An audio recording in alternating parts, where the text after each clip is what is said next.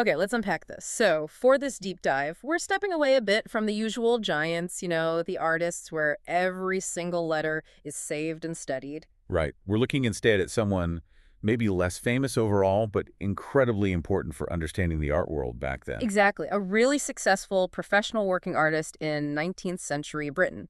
Our subject is John James Wilson, lived 1818 to 1875. And what's really exciting here, what makes this deep dive possible, isn't just his art, which is significant, but it's the amount of data we have. Actual hard records. Like what specifically? Well, we've got census returns, detailed exhibition stats, like exactly how many paintings, where, and even auction prices, both then and now. It lets us build this incredibly precise picture. Quantify picture almost of his success, his life. Precisely. It's quite rare to get this level of detail for an artist at this level. So our mission today is to really get a handle on just how prolific he was. I mean, the numbers are staggering. Over 600 exhibited paintings. It's huge. And we want to track his story, too. His family background in art, his move from London down to Kent. And how that geographic shift maybe ties into his commercial success, especially with those marine paintings. Yeah, it's the story of pedigree. Definitely art was in the blood, but also sheer industry. Hard work. He was the son of John Wilson, right? The Scottish painter. That's the one. Yeah. John Wilson Sr. Yeah. A well-known landscape and marine guy himself. So yeah, John James was born into it. Art was, you could say, the family business. And it didn't stop there, did it? His brother was an artist, too. William Anthony Wilson, yes. And the line continued, even down to a grandson, Charles Lester Kerr, involved later on. So for you listening, this isn't just about one painter. It's a window into how the Victorian art market actually worked. Not just genius, but consistent professional output. That's what we're digging into. Okay, let's start with that family connection, that pedigree. John James Wilson, born in Lambeth, London, 1818. Right. But interestingly, he wasn't baptized until much later, 1833. He was about 15. Any idea why so late? Hard to say for sure. Maybe the family moved around a lot. Maybe record-keeping wasn't a priority right at birth, or perhaps just different religious or social practices at the time. It's a little detail, but it hints at things. And the key figure looming large is his father, John Wilson, Sr., already established. Oh, definitely. A recognized master of landscape and marine painting. And this connection wasn't just, inspirational. It was practical. Very practical. How so? Well, the sources show something really fascinating.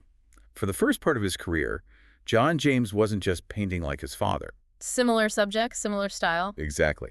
But he was also operating, professionally speaking, from the exact same London address as his father, right up until 1847. Wow. The same address. What does that imply, do you think? Well, it's huge strategically, isn't it, for a young artist starting out? Absolutely. Instant credibility by association. Shared studio, maybe shared clients. Could be all of the above. Imagine you're a collector. You see a John Wilson painting coming from the established address of John Wilson Sr.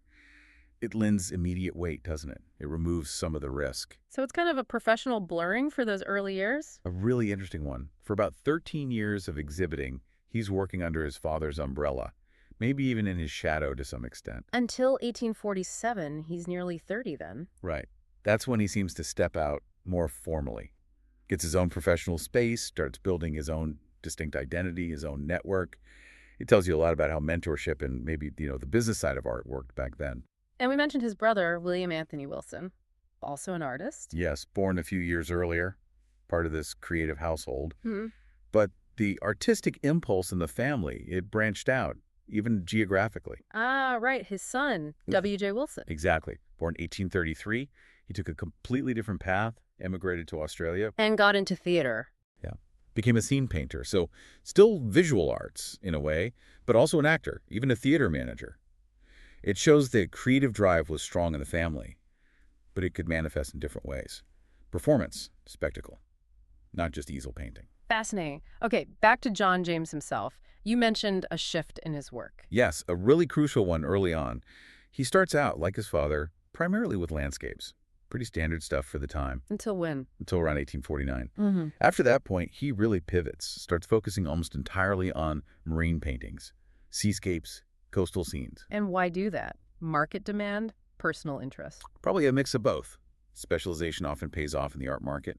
Maybe he saw a growing appetite for those dramatic coastal views, especially with the rise of seaside tourism and Britain's naval power being such a big theme. Makes sense. The South Coast, the Channel. Exactly. And maybe he just found his true passion there. It happens right around the time he's starting his own family, marrying Elizabeth Parker in 1845, having their first child. So maybe the need for reliable income played a part too. Find your niche. Very likely. His first exhibited work we know of was Cottages near Southampton, shown way back in 1834 at the British Institution. He was just a teenager. 16. Incredible. Shows the talent was there early. But the marine focus came later, coinciding with his rising professional profile. And speaking of profile, he got formal recognition pretty quickly, didn't he? He did. A major milestone in 1845. He's just 28 years old, and he gets elected a member of the Royal Society of British Artists, the RBA. How significant was that, becoming an RBA member? Oh, very significant. It wasn't just an honor badge. It was practical. The RBA gave him a guaranteed place to exhibit and sell his work every year, separate from the huge crush and competition of the Royal Academy. So like a professional home base? Exactly. His anchor. And it lasted his whole career. These sources even mention his gravestone, specifically notes his 30-year membership. That tells you how central the RBA was to his identity and success. Okay, this is where, as you said, the data lets us do something really special. Here's where it gets really interesting. Quantifying his output. Yes. Forget vague terms like prolific. We have numbers. Yeah. Hard numbers. And they completely change how you think about a working artist in the Victorian era. So the headline figure? He just exhibited, mind you, in excess of 600 paintings during his career. 600? Let that sink in. Over 600 works good enough to be shown publicly. That's industrial scale almost. It implies a very efficient studio practice. You simply cannot produce that volume if you're spending months on every single canvas doing huge, complex historical scenes. Mm-hmm. This is about consistent market supply. So if we break that down over a roughly 30-year exhibiting career, that's averaging 20 paintings a year, every single year. Just for exhibitions. At least. And like you said, that doesn't count anything sold directly or commissions that maybe weren't exhibited. The actual output could have been even higher. Mind-boggling. Okay, so where did he show all these paintings? Where was he placing his bets, so to speak? The distribution is really revealing about his strategy. No surprise, the RBA, the Royal Society of British Artists, where he was a member, is #1 by a huge margin. How many are there? 384 paintings. Out of the 600-plus total, it was clearly his main outlet. Why so dominant there? Easier acceptance for members. Almost certainly. It likely offered a more reliable platform than, say, the Royal Academy. He could probably count on getting a good number of works shown there each season, keeping his name constantly in front of buyers. It was his commercial engine. Makes sense. But he didn't put all his eggs in that one basket. Not at all. He maintained a really strong national presence. Look at Scotland, 106 paintings shown at the Royal Scottish Academy. Leveraging those family roots, his father's connections? You'd have to assume so. Building a distinct Scottish market for his Marines, perhaps tapping into that existing network. Smart. And the big London venues, the prestigious ones? He didn't neglect them. 57 paintings at the British Institution over the years, and, quite impressively, 55 paintings accepted at the Royal Academy of Arts. 55 at the RAC. That's actually pretty good, isn't it, given how selective they were? It's very respectable. It shows that even though he was producing a lot, the quality was consistently high enough to pass muster with the toughest selection committee in London. He wasn't just churning things out, he was maintaining a standard. So RBA for volume and reliable sales, RA and RSA for prestige and reaching different markets. And it didn't stop there. He had a national footprint. 14 paintings shown at the Royal Hibernian Academy in Dublin. Ireland, too. Yep. And 3 at the Royal Glasgow Institute of the Fine Arts. It paints a picture of someone who was strategically placing his work across the entire British Isles. He wasn't just an artist, he was running a business. Managing inventory, thinking about distribution channels. Absolutely. That's the difference between just being talented and being a successful professional artist. He understood visibility. He used his RVA membership brilliantly, but kept doors open elsewhere. And the end of this incredible run, it's quite poignant, isn't it? He dies in January 1875. He does. But even then, the showing continues.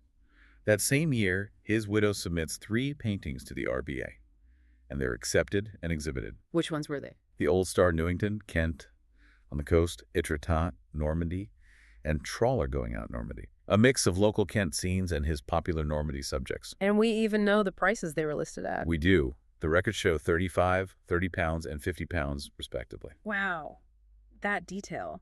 Okay. It tells you his work had immediate recognized value even right after his death. Exactly. It suggests the RBA network was still supporting the family, facilitating these final sales. A kind of posthumous professional courtesy, perhaps, but also a reflection of his established market value. It's a remarkably precise endnote to such a productive career.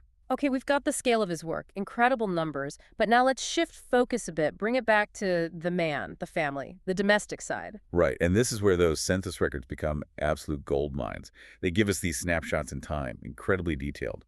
So we know he married Elizabeth Parker in 1845.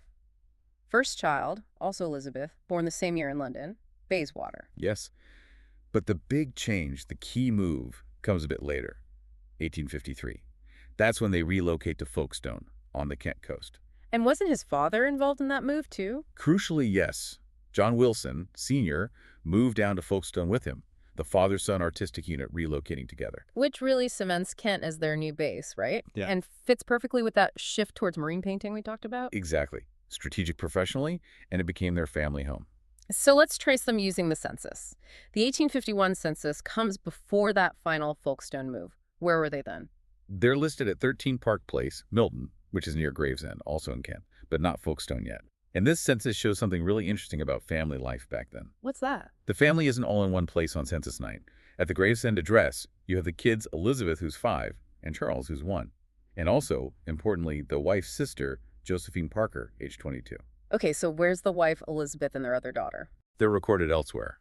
Elizabeth, the mother, and daughter Mary, who is 3, are listed as visiting the home of a Charles Davidson, way over in Reigate, Surrey. Visiting. On census night. That's fascinating. Isn't it? It tells you about mobility, even short-term. Travel wasn't trivial then. Was it a family visit? Was she getting help with the young children?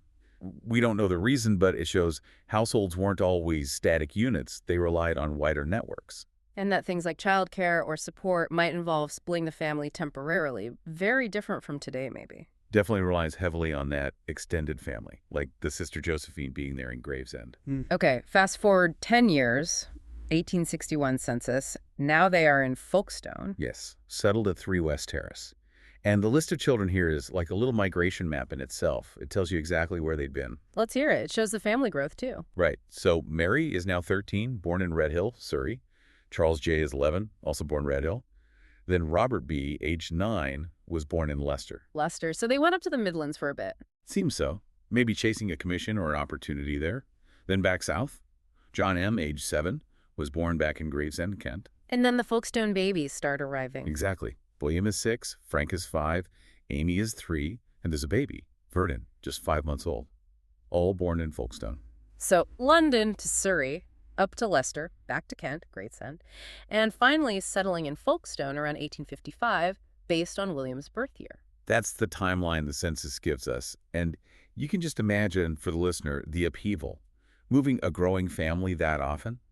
It speaks to the life of a professional, maybe following the work before finding that permanent base. We also noticed the eldest daughter, Elizabeth, isn't listed here in 1861. She'd be 15 or 16. Yeah, quite common for girls that age to have perhaps left home for schooling or maybe even entered service somewhere. Hard to know without more records. And who is still there, very significantly. The sister-in-law, Josephine Parker, still living with them. And the census gives us this crucial detail about her status. She's listed not just as sister-in-law, but as a fund holder. A fund holder. What exactly does that mean in this context? It's a really important piece of social and economic information. A fund holder was someone who owned investments, usually government stocks or bonds, the funds.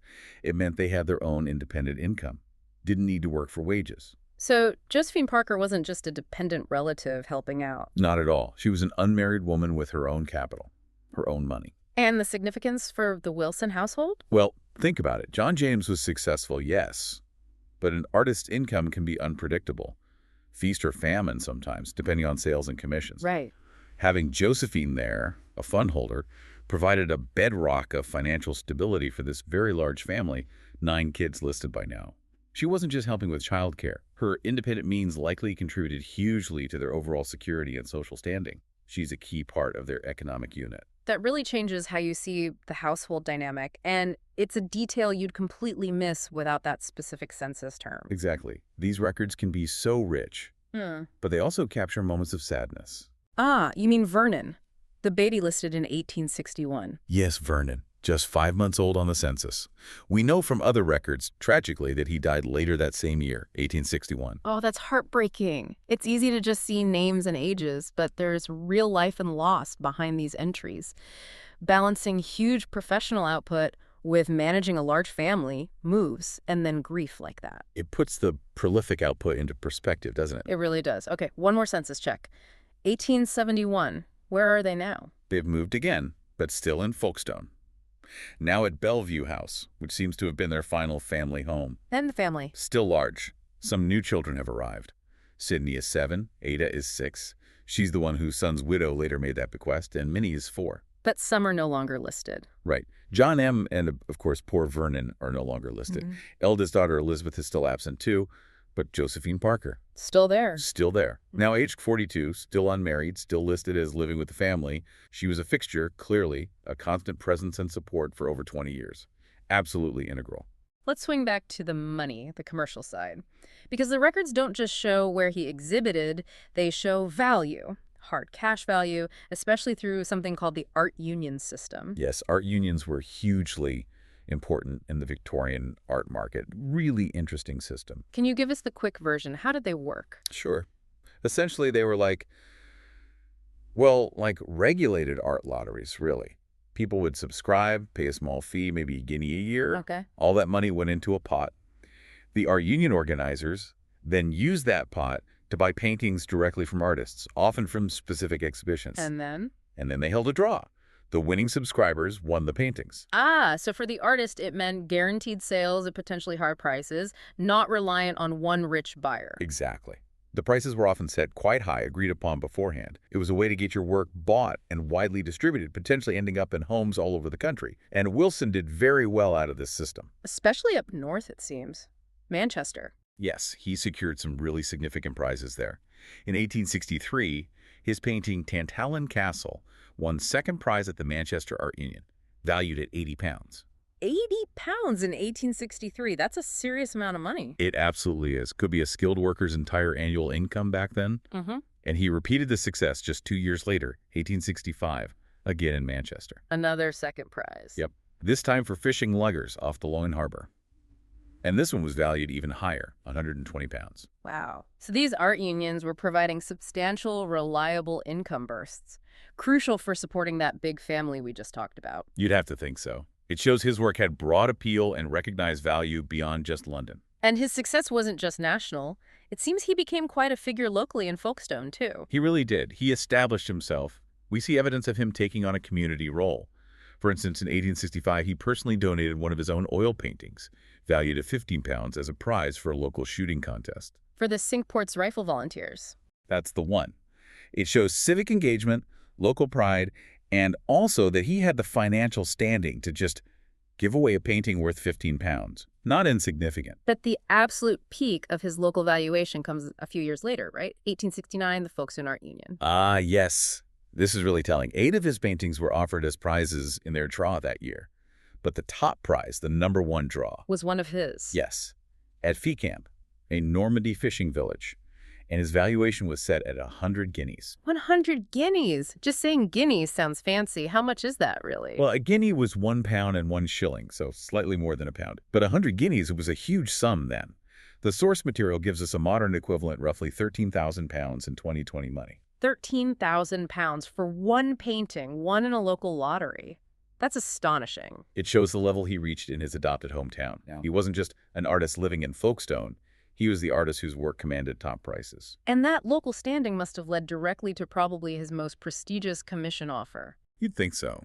In April 1873, he gets this major commission to paint a picture of Folkestone itself. As a gift for As a testimonial for the local member of parliament, Baron Mayer de Rothschild. the Rothschilds. Oh, wow. Getting a commission linked to that family that's hitting the big leagues, even locally. Absolutely. It's a massive validation. Shows he's connected at the highest levels of local society and politics. But there's a slight catch to the story, isn't there? There is a bit of historical bad luck, perhaps. We know about the commission, but we don't actually know if the painting was ever finished or presented, Why not? because Baron Rothschild died less than a year later, in February 1874. So the window was very short. It's one of those frustrating historical question marks. Did he finish it? Where is it now? We just don't know. Shame. Okay, so that's his value back then. What about now? Does his work still sell? What's fascinating here is, how does his value hold up today? It does hold up quite well, actually, Okay. especially those specific subjects he became known for, the seascapes, the English Channel, Normandy coast, South Coast scenes. They remain popular. So you still see them at major auctions. Definitely. The records give a couple of examples. A decent-sized marine painting, fishing vessels off the Isle of Wight, sold for £7,200 back in 2003 at Sotheby's. Okay, respectable. Anything more recent? Yes, another one. Watching for the return of the fishing fleet, Calais, went for £3,000 at Christie's in 2017. Prices obviously vary with size, condition, subject. But he's consistently traded. He's a known quantity in the 19th century market. So not forgotten. Still has commercial legs. Absolutely. And this brings us to that provenance puzzle you mentioned earlier. It's a great example of how research can change our understanding of a specific work. Right. This involves a painting sold in 2010. Yes, it sold for a solid $500 and $434. But its title at that sale was quite vague. The Approaching Storm, South Coast, possibly off Folkestone. Possibly off Folkestone? Sounds like the auction house wasn't quite sure. Exactly. That kind of speculative title happens all the time when the history is patchy. They make an educated guess based on the style and subject. But later research uncovered its real identity. Precisely. By digging back into older auction records, specifically a sale at Sotheby's Belgravia back in 1975, What did they find? they found the same painting. And back then, it was correctly identified and cataloged. Its real title was Fee Camp Head, Normandy. It was signed with initials and dated 1871. Ah, so not South Coast at all, Normandy. And dated. Exactly. And interestingly, the price back in 1975 was £750. Shows a nice appreciation over the decades. But the key thing is the identification. Research turned a possible Folkestone scene into a definite, datable Normandy view. That's why this deep dive stuff matters, right? It clarifies the historical record, corrects mistakes, and gives us a much sharper picture of his actual work, including all those trips across the channel. Couldn't have put it better myself. It moves beyond guesswork. So after this incredibly productive, mobile, commercially successful life, John James Wilson's story draws to a close relatively young. Yes, sadly. He died age 57, January 30th, 1875. At home, Bellevue House in Folkestone. And you mentioned the records even help clear up tiny details about the location, something about Elham. Right. If you just looked at, say, the free BMD records, the death might be registered under Elham, Kent, which could be confusing. Because he lived in Folkestone. Exactly. But Elham was simply the name of the wider registration district that included Folkestone at that time.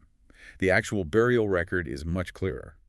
It confirms he died in Bale Folkestone, which is a specific central part of the town. Good clarification. Details matter. And the records are unusually specific about his cause of death, too. They are listed as diseased liver, cirrhosis. Cirrhosis. Huh. That level of detail is quite something for the period. It really is. It underlines the quality of the documentation we're drawing on here. And he was buried locally. Yes, at Churton Road Cemetery in Folkestone on February 6, 1875. His wife Elizabeth, who lived much longer, until 1901, was eventually buried with him. And didn't one of the children end up there, too? Yes. Sadly, their son Vernon, the baby who died back in 1861, he's also buried in the same plot. The gravestone itself, as we noted, acts as a final statement highlighting that 30-year RBA membership. So his life ends, but his work lives on. Is it still visible in public collections? Oh, yes. His legacy is institutionally secured, you could say. The Art UK website, which catalogs art in UK public collections, lists 18 of his oil paintings. 18 paintings in public galleries and museums across the country. That's significant reach. It means anyone can still see his work. Exactly. He's not just locked away in private hands. He's part of the national collection, accessible to everyone. And Folkestone itself, his adopted town, obviously holds him in high regard. Very much so. They continued to honor him long after his death. In 1926, the Folkestone Town Council actually purchased one of his paintings. Which one? Blowing Fresh, Etretat, Normandy. They bought it for 35 guineas from a local dealer. And wasn't that an older painting, one he'd shown at the RA? Yes, it was first exhibited at the Royal Academy way back in 1865.